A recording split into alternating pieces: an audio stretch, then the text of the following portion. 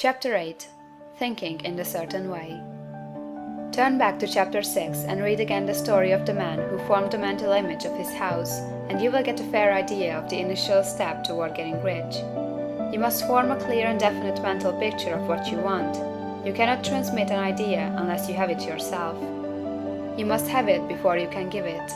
And many people fail to impress thinking substance because they have themselves only a vague and misty concept of the things they want to do, to have, or to become. It is not enough that you should have a general desire for wealth, to do good with. Everybody has that desire. It is not enough that you should have a wish to travel, see things, live more, etc. Everybody has those desires also. If you are going to send a wireless message to a friend, you would not send the letters of the alphabet in their order and let him construct the message for himself, nor would you take words at random from the dictionary. You would send a coherent sentence, one which meant something. When you try to impress your wants upon substance, remember that it must be done by a coherent statement. You must know what you want and be definite. You can never get rich or start the creative power into action by sending out unformed longings and vague desires. Go over your desires, just as the man I have described went over his house. See just what you want, and get a clear mental picture of it as you wish it to look when you get it. That clear mental picture you must have continually in mind, as the sailor has in mind the port toward which he is sailing the ship. You must keep your face toward it all the time. You must no more lose sight of it than the steersman loses sight of the compass. It is not necessary to take exercises in concentration, nor to set apart special times for prayer and affirmation, nor to go into the silence, nor to do occult stunt of any kind. These things are well enough, but all you need is to know what you want, and to want it badly enough so that it will stay in your thoughts. Spend as much your leisure time as you can in contemplating your picture, but no one needs to take exercises to concentrate his mind on a thing he really wants. It is the things you do not really care about which require effort to fix your attention upon them. And unless you really want to get rich, so that the desire is strong enough to hold your thoughts directed to the purpose, as the magnetic pole holds the needle of the compass, it will hardly be worthwhile for you to try to carry out the instructions given in this book. The methods herein set forth are for people whose desire for riches is strong enough to overcome mental laziness and the love of ease, and make them work. The more clear and definite you make your picture then, and the more you dwell upon it, bringing out all its delightful details, the stronger your desire will be. And the stronger your desire, the easier it will be to hold your mind fixed upon the picture of what you want. Something more is necessary, however, than merely to see the picture clearly.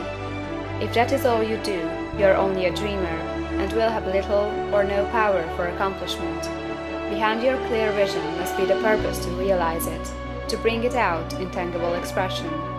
And behind this purpose must be an invincible and unwavering faith that the thing is already yours, that it is at hand, and you have only to take possession of it. Live in the new house mentally until it takes form around you physically. In the mental realm, enter at once into full enjoyment of the things you want. Whatsoever things ye ask for when ye pray, believe that ye receive them, and ye shall have them, said Jesus. See the things you want as if they were actually around you all the time. See yourself as owning and using them. Make use of them in imagination, just as you will use them when they are your tangible possessions. Dwell upon your mental picture until it is clear and distinct, and then take the mental attitude of ownership toward everything in that picture. Take possession of it, in mind, in the full faith that it is actually yours. Hold to this mental ownership. Do not waver for an instant in the faith that it is real. And remember what was said in the preceding chapter about gratitude. Be as thankful for it all the time as you expect it to be when it has taken form. The man who can sincerely thank God for the things which as yet he owns only in imagination has real faith. He will get rich. He will cause the creation of whatsoever he wants. You do not need to pray repeatedly for things you want. It is not necessary to tell God about it every day. Use not vain repetitions as the heathen do, said Jesus to his pupils, for your Father knoweth that ye have need of these things before ye ask him.